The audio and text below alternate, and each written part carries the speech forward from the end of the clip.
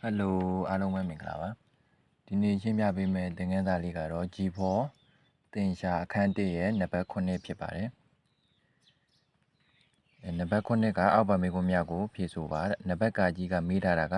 မြည်သည့်ကိန်းသည်တသိန်းဤ100စဖြစ်တဲ့နည်းတဲ့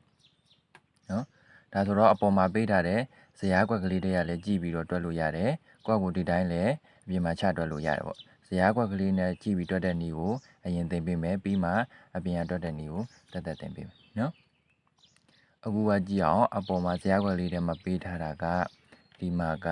အပေါ်မှာကတသိန်းပြီးရင်တသန်းပြီးရင်တကတိပြီးရင်10ကတိပြီးရင်100ကတိဒါမျိုးလေးပေးထားတယ်ပေါ့နော်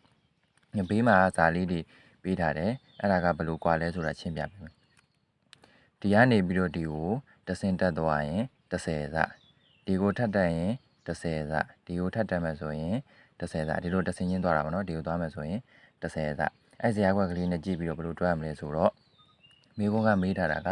မြည်သည့်ကိန်းသည်တသိန်းဤ100စဖြစ်တဲ့နည်းဆိုတော့တသိန်းကိုအရင်ရှာတသိန်းရပါမှလဲဆိုတော့တသိန်းရအပေါ်ဆုံးအတန်းကတသိန်း100စ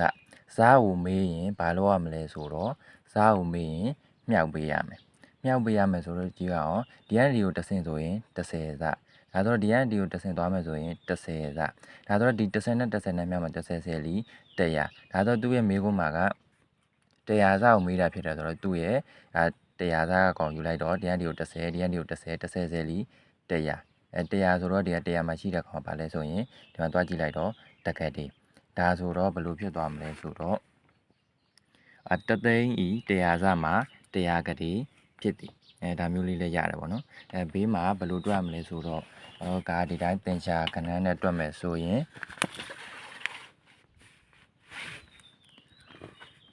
တသိန်းဤ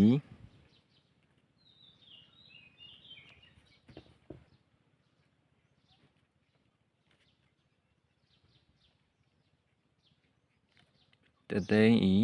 100စတသိန်းဤ100စကိုလိုချင်တော့ဘာလုပ်ရမလဲဆိုတော့ဤဆိုတာကမြှောက်တာကိုပြောတာဖြစ်တယ်နော်ဒါကြောင့်မလို့တသိန်းကို100နဲ့မြှောက်100နဲ့မြှောက်တသိန်းကို100နဲ့မြှောက်တော့ဒီက3ညာနှလုံးက